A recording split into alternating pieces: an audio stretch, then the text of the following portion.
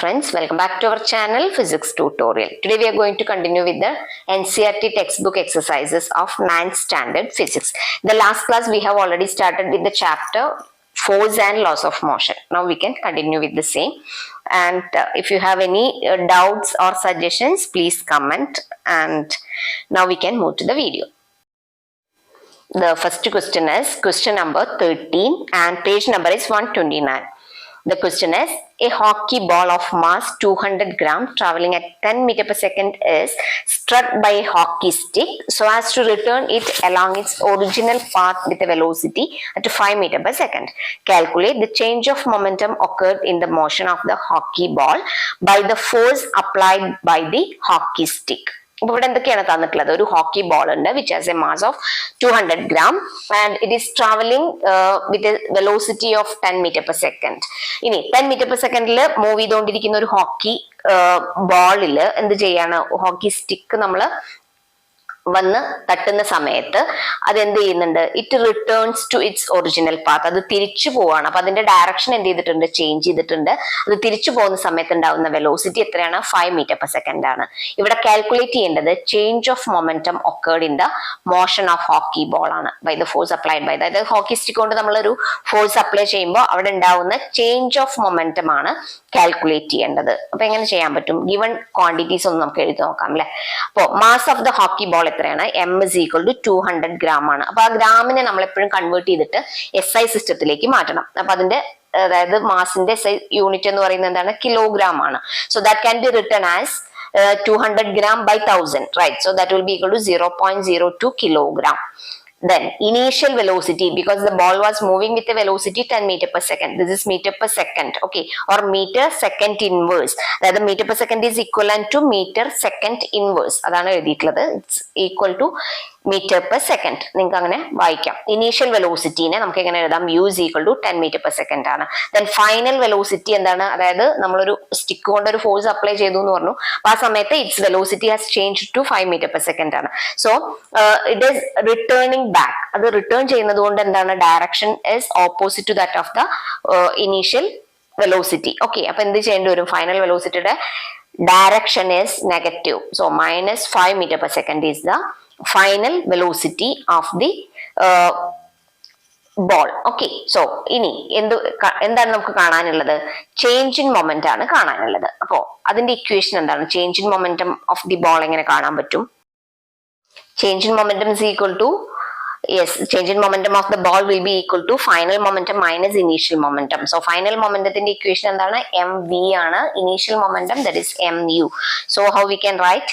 mv minus mu, that will be equal to change in momentum of the ball. So mv minus mu ല് m is common, right? So m into v minus u നമുക്ക് കാണാം. ഇനി otherwise നമുക്ക് ഈ equation തന്നെ use ചെയ്തുകൊണ്ട് ചെയ്യാം. പക്ഷെ കുറച്ചും കൂടെ ഈസി ആയിട്ട് ചെയ്യാൻ വേണ്ടിയിട്ടാണ് നമ്മൾ m നെ ബ്രാക്കറ്റിന് ഔട്ട്സൈഡ് എടുത്തിട്ട് m into v minus u എന്ന് ചെയ്യുന്നത്. So m will be equal to 0.2 into v is minus 5 and u is 10. Okay, so minus 5 minus 10. So that will be equal to 0.2 into minus 15. So that is equal to minus 3 kilogram meter per second.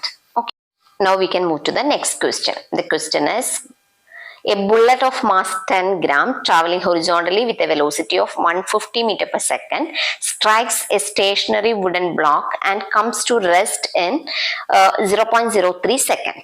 Calculate the distance of penetration of the bullet into the block. Also calculate the magnitude of the force exerted by the wooden block on the bullet. അപ്പോൾ ഇവിടെ എന്താണ് തന്നിട്ടുള്ളത്? ഒരു bullet ഉണ്ട് which has a mass of 10 gram. അപ്പൊ അതിന്റെ conversion നമ്മൾ ചെയ്യണം. ഗ്രാമിലുള്ളതിനെ കിലോഗ്രാമിലേക്ക് കൺവേർട്ട് ചെയ്യണം. And which is moving with a velocity of 150 meter per second. അപ്പൊ initial velocity 150 meter per second ആണ്. And which strikes a station, ഒരു വുഡൻ ബ്ലോക്കിന്, അത് സ്റ്റേഷനറി ആയിട്ടുള്ള ഒരു വുഡൻ ബ്ലോക്കിൽ വന്ന് സ്ട്രൈക്ക് ചെയ്യുന്ന സമയത്ത് എന്ത് ചെയ്യുന്നുണ്ട്? which is coming to rest ആണ്. അപ്പോൾ അവിടെ ഫൈനൽ വെലോസിറ്റി എത്രയായിരിക്കും? Yes, that will be equal to 0 and time is given as 0.03 second ആണ്. And here we have to calculate the distance of penetration and also to calculate the magnitude of force exerted by the wooden block on the bullet. അതായത് ആ wooden block ബുള്ളറ്റിൽ act ചെയ്യുന്ന force എത്രയാണെന്നുള്ളത് calculate ചെയ്യണം. അപ്പൊ എങ്ങനെയാണ് ചെയ്യാം? So first of all, we can do the conversion. അതായത് given data എന്തൊക്കെയാണ്? Mass of bullet M is equal to 10 gram. So that can be converted into kilogram. So 10 by 1000, that is equal to 0.001 kilogram. So M is equal to 0.001 kilogram. And initial velocity is 150 meter per second. Here also final velocity is 0. Okay, final velocity is 0 ആണ്. അതുപോലെ തന്നെ time is given as 0.03 second ആണ്. ഇനി നമ്മളിവിടെ എങ്ങനെയാണ് നമുക്ക് acceleration, അതായത് force കാണണമെന്നുണ്ടെങ്കിൽ എന്ത് വേണം? F is equal to m into a ആണ്. M is given here and acceleration we have to calculate. അപ്പൊ എങ്ങനെ നമുക്ക് ആക്സിലറേഷൻ കാണാൻ പറ്റും? ഏത് ഇക്വേഷൻ യൂസ് ചെയ്യാം നോക്കി നോക്കൂ. അതായത് ഇവിടെ v ഉണ്ട്, then v u t, ഇത്രയും കാര്യങ്ങളുണ്ട്. നമുക്ക് കാണേണ്ടത് എന്താണ്? a ആണ്. So v is equal to u plus at എന്നുള്ള ഇക്വേഷൻ യൂസ് ചെയ്യാലോ. So from equation of motion we have v is equal to u plus at.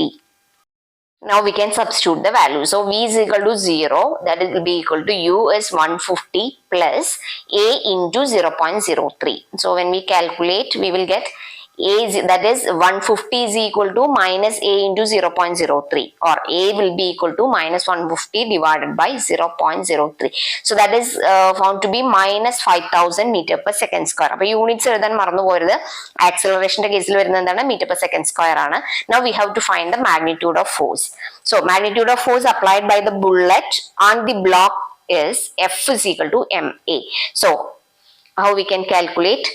M into M is 0.01 into minus 5000. Okay, so we have to just calculate, that is 0.01 into minus 5000. So that is the magnitude of force applied. Now we can move to question number 15. An object of mass 1 kilogram traveling in a straight line with a velocity of 10 meter per second collides with and sticks to a stationary wooden block of mass 5 kilogram. Then they both move off together in the same straight line. Calculate the total momentum just before the impact and just after the impact. Also calculate the velocity of the combined object. So here it is given that a body of mass 1 kilogram, അതായത് 1 kilogram ആണ് mass which is traveling in a straight line with velocity 10 meter per second. അപ്പോൾ u എന്ന് പറയുന്നത് അതായത് 10 meter per second ആണ്. 10 meter per second ഓട് കൂടിയിട്ടാണ് അത് മൂവ് ചെയ്യുന്നത്. And it collides with a stationary wooden block, അതായത് ഒരു സ്റ്റേഷനറി ആയിട്ടിരുന്ന ഒരു വുഡൻ ബ്ലോക്കിൽ എന്ത് ചെയ്യുന്നുണ്ട്? It collides and stick together. അതിനുശേഷം, അതായത് കൊളൈഡ് ചെയ്തതിനു ശേഷം they are moving together in the same straight line. Okay, with a velocity, how much it is? Calculate the here the stationary wooden block and the velocity is not given, right? So we have to calculate the total momentum just before the impact and just after the impact. Also calculate the velocity of the combined object. Okay, so അതായത് combined object ന്റെ velocity തന്നിട്ടില്ല, so that we have to calculate, and also the total momentum just before and after the impact also we have to calculate. First of all നമുക്ക് തന്നിട്ടുള്ള data ഒന്ന് എഴുതാം അല്ലെ. Mass of the object എത്രയാണ്? m1 is equal to 1 kilogram ആണ്. Then velocity is u, that is 10 meter per second. അതാണ് initial velocity. ഇനി mass of the wooden block നമുക്ക് m2 ആയിട്ട് എടുക്കാം, that is 5 kilogram. അവിടെ ഉണ്ടാവുന്ന വെലോസിറ്റി എത്രയാണ്? u2 0 ആണ്, കാരണം initially it was at rest. അത് പറഞ്ഞിട്ടുണ്ട് അല്ലെ, ഇനീഷ്യലി അതായത് സ്റ്റേഷനറി വുഡൻ ബ്ലോക്ക് എന്ന് തന്നിട്ടുണ്ട്. അതുകൊണ്ട് we can take u2 as 0. ഇനി ഇവിടെ നമ്മൾ അപ്ലൈ ചെയ്യുന്നത് ഏതാണ്? കൺസർവേഷൻ ഓഫ് മൊമെന്റ് ആണ്. So total momentum before the impact will be equal to total momentum after the impact ആണ്. സോ അതായത് ആഫ്റ്റർ ദി ഇമ്പാക്ട് എന്ന് പറയുമ്പോൾ എന്തിന്റെയൊക്കെ മാസസ് വരും? Mass of the object plus mass of the wooden block ആണ്. Okay, അപ്പൊ അതിനെങ്ങനെ എഴുതാൻ പറ്റും? Total momentum just before the ഇമ്പാക്ടിനെ നമുക്ക് എങ്ങനെ എഴുതാം? So here we can find m1 u1 plus m2 u2. അതായത് m1 എന്ന് പറയുന്നത് 1 ആണ്, into u1 is 10 plus m2 is 5 into u2 0. So 1 into 10 plus 5 into 0 എന്ന് കിട്ടും. അപ്പൊ എത്ര വരുന്നത്? 10 kilogram meter per second ആണ്. So that is the total momentum just before the impact. Okay, അപ്പൊ അത്രയാണ് ചോദിച്ചിട്ടുള്ളത്. Just before the impact നമുക്ക് കിട്ടിയ മൊമെന്റ് എത്രയാണ്? 10 kilogram meter per second ആണ്. നമ്മൾ ഇപ്പൊ കാൽക്കുലേറ്റ് ചെയ്ത് എന്താണ്? Total momentum just before the impact ആണ്, that is 10 kilogram meter per second ആണ്.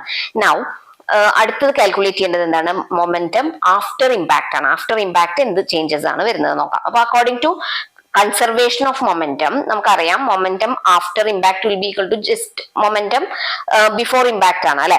അപ്പൊ മൊമെന്റം ആഫ്റ്റർ ഇമ്പാക്ട് എന്ന് പറയുന്നതും മൊമെന്റം ബിഫോർ ഇമ്പാക്ട് എന്ന് പറയുന്നതിനെയും ഒന്ന് ഇക്വേറ്റ് ചെയ്ത് നോക്കാം. അപ്പൊ എങ്ങനെ വരും? മൊമെന്റം ആഫ്റ്റർ ഇമ്പാക്ട് എത്രയാണ് വരുന്നത്? m1 + m2 × v ആണ്, അവിടെ ഫൈനൽ വെലോസിറ്റി ആണ് വരുന്നത്. Then that will be equal to momentum before impact എത്രയാണ് കിട്ടിയത്? 10 ആണ്. So that will be equal to 10. ഇനി v എന്ന് പറയുന്നത് എന്താണ്? Velocity of the combined object ആണ്. അപ്പൊ എങ്ങനെ കാണാം? അതായത് മാസസ് എങ്ങനെയാണ്? m1 + m2 ആണ്, ദാറ്റ് ഈസ് 1 + 5 ആണ്, into v that will be equal to 10 എന്ന് എഴുതാം. ഇനി നമുക്ക് ഫൈനൽ വെലോസിറ്റി അപ്പൊ എങ്ങനെ കാണാൻ പറ്റും? v is equal to 10/6 ആണ് അല്ലെ. That will be equal to 1.67 m/s ആണ്. So that is the velocity of the combined object. അപ്പൊ വെലോസിറ്റി ഓഫ് കമ്പൈൻഡ് ഒബ്ജക്റ്റ് വരുന്നത് 1.67 m/s ആണ്. Clear? Now we can move to question number 16. An object of mass 100 kg is accelerated uniformly from a velocity of 5 m/s to 8 m/s in 6 seconds. Calculate the initial and final momentum of the object. Also find the magnitude of the force exerted on the object. So here what are the things given? Or object which has a mass of 100 kg which is accelerated അതായത് ഒരു 5 m/s നിന്ന് 8 m/s ലേക്കാണ് അത് accelerate ചെയ്യുന്നത് within A time 6 second. ഇവിടെ എന്തൊക്കെയാണ് calculate ചെയ്യാനുള്ളത്? Initial velocity, final velocity, initial and final momentum. Okay, initial momentum and final momentum and also the magnitude of force exerted on the object. So magnitude of force, ഈ 3 കാര്യങ്ങളാണ് നമുക്ക് calculate ചെയ്യേണ്ടത്. അപ്പൊ ആദ്യം given data ഒന്ന് എഴുതി നോക്കാം അല്ലെ. മാസ് ഓഫ് ദ ഒബ്ജക്ട് എത്രയാണ്? 100 kg ആണ്. ഇനീഷ്യൽ വെലോസിറ്റി എത്രയായിരുന്നു? 5 m/s ആണ്. Then that is u is equal to 5 m/s and final velocity എത്രയാണ്? 8 m/s. That is v is equal to 8 m/s. ഇനി ഇനീഷ്യൽ മൊമെന്റും ഫൈനൽ മൊമെന്റും കാണാം, വളരെ easy ആയിട്ട് കാണാം അല്ലെ. ഇനീഷ്യൽ മൊമെന്റ് എന്താണ്? m × u ആണ്, അതായത് mass into initial velocity. So m is 100 into 5. So that will be 500 kg/s. Then final momentum എങ്ങനെ കാണാം? m into v ആണ്. So here v is 8. So 100 into 8 ആണ്. That is 800 kg/s ആണ്. നമുക്ക് initial മൊമെന്റവും final മൊമെന്റവും കിട്ടിയിട്ടുണ്ട്. ഇനി കാണേണ്ടത് എന്താണ്? യെസ്, ഫോഴ്സ് എക്സേർട്ടഡ് ആണ്. Force exerted on the object ആണ് കാണേണ്ടത്. നമുക്കിവിടെ ഇനീഷ്യൽ മൊമെന്റോ ഫൈനൽ മൊമെന്റോ ഉണ്ട്. അപ്പൊ അതുകൊണ്ട് തന്നെ നമുക്ക് ചേഞ്ച് ഓഫ് മൊമെന്റം കാണാം. Final momentum minus initial momentum കണ്ടാൽ മതി. ഇനി ഫോഴ്സ് കാണണമെന്നുണ്ടെങ്കിൽ അവയൊന്ന് കണക്ട് ചെയ്ത് നോക്കി നോക്കൂ. നമ്മളൊരു ഇക്വേഷൻ പഠിച്ചിട്ടുണ്ട്, അതായത് ന്യൂട്ടന്റെ സെക്കൻഡ് ലോയിൽ നിന്ന് force exerted on the object will be equal to rate of change of momentum എന്ന് പഠിച്ചിട്ടുണ്ട് അല്ലെ. അതായത് force is equal to rate of change of moment ആയിരിക്കും. അപ്പൊ എങ്ങനെ കാണാം? Rate of change of moment എന്ന് പറഞ്ഞാൽ final momentum minus initial moment ആണ് ബൈ ടൈം. ഓക്കെ, അപ്പൊ റേറ്റ് ഓഫ് ചേഞ്ച് ഓഫ് എന്ന് പറയുന്നത് കൊണ്ട് ഉദ്ദേശിക്കുന്നത് എന്താണ്? ബൈ ടൈം ആണ്. So change in momentum is final momentum minus initial momentum. ഇനി റേറ്റ് ഓഫ് ചേഞ്ച് ഓഫ് മൊമെന്റത്തിന് എങ്ങനെ എഴുതാം? Final momentum minus initial momentum by time ആണ്. അപ്പൊ എവിടെ നമ്മൾ റേറ്റ് ഓഫ് ചേഞ്ച് ഓഫ് എന്ന് കണ്ടാലും എന്ത് ചെയ്യണം? ഡിവൈഡഡ് ബൈ ടൈം ആയിരിക്കും വരിക. അപ്പൊ അതൊന്ന് കാൽക്കുലേറ്റ് ചെയ്ത് നോക്കി നോക്കാം എങ്ങനെ കിട്ടും? Final momentum minus initial momentum is 800 minus 500 ആണ് അല്ലെ. That is 300 divided by time എത്രയാണ്? Yes, that is 6 ആണ് അല്ലെ. 6 സെക്കൻഡ് ആണ്. സോ 6 എന്ന് എഴുതാം. സോ 300 divided by 6 ആണ്. That is equal to 50 Newton. അതാണ് the magnitude of force exerted on the object. Okay. Now we can move to the next question. Question number 17. Akhtar, Kiran and Rahul were riding in a motor car that was moving with a high velocity on an expressway when an insect hit the windshield and got stuck on the windscreen. Akhtar and Kiran started pondering over the situation. Kiran suggested that the insect suffered a greater change in momentum as compared to the change in momentum of the motor car because the change in the velocity of the insect was much more than that of the motor car. Akhtar said that since the motor car was moving with a larger velocity, it exerted a larger force on the insect and as a result the insect died. Rahul, while putting on entirely new explanation, said that both the motor car and the insect experienced the same force and a change in their momentum. Comment on these suggestions. അപ്പോൾ 3 പേരുടെയും suggestions തന്നിട്ടുണ്ട്. അപ്പോൾ അതിൽ ഏതാണ് correct ആയിട്ടുള്ള suggestion എന്നുള്ളതാണ് നമ്മളോട് ചോദിച്ചിട്ടുള്ളത്. എന്താ പറയുന്നത്? അക്തറും കിരണും രാഹുലും ആണ് they were riding in a motor car. അപ്പൊ ആ സമയത്താണ് എന്ത് സംഭവിക്കുന്നത്? അതായത് ഹൈ വെലോസിറ്റിയിലാണ് മൂവ് ചെയ്യുന്നത് അല്ലെ.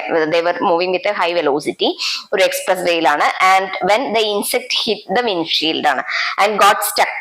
ഓക്കെ, അപ്പൊ അതിൽ സ്റ്റക്ക് ആവുകയാണ്. അപ്പൊ ആ സമയത്ത് അക്തർ ആൻഡ് കിരൺ എന്താ പറയുന്നത്? Kiran suggested that insect suffered greater change in momentum. അപ്പൊ എന്താ പറയുന്നത്? കിരണിന്റെ ഒപ്പീനിയനിൽ ഇൻസെക്റ്റിന് എന്ത് കിട്ടിയിട്ടുണ്ട്? ഗ്രേറ്റർ ചേഞ്ച് ഇൻ മൊമെന്റ് ഉണ്ടാവുന്നുണ്ട്. കാരണം compared to change in momentum of the motor car എന്നുള്ളതാണ് പറയുന്നത്. Akhtar said that since the motor car was moving with larger velocity, അതായത് അക്തർ പറയുന്നത് എന്താണ്? മോട്ടോർ കാർ നല്ല സ്പീഡിൽ പോയിരുന്നത് കൊണ്ട് അല്ലെങ്കിൽ വെലോസിറ്റി കൂടുതലായിരുന്നത് കൊണ്ട് it exerted larger force on the insect, അതായത് ഇൻസെക്റ്റിന്റെ മുകളിൽ എന്ത് ചെയ്തിട്ടുണ്ട്? അത് ലാർജർ ഫോഴ്സ് അപ്ലൈ ചെയ്തു. അപ്പൊ അതുകൊണ്ടാണ് അത് അതായത് ചത്തുപോയത് എന്നാണ് പറയുന്നത്. Rahul while putting on insect, entirely new explanation ആണ് രാഹുൽ തരുന്നത്. രാഹുൽ പറയുന്ന എക്സ്പ്ലനേഷൻ എന്താണ്?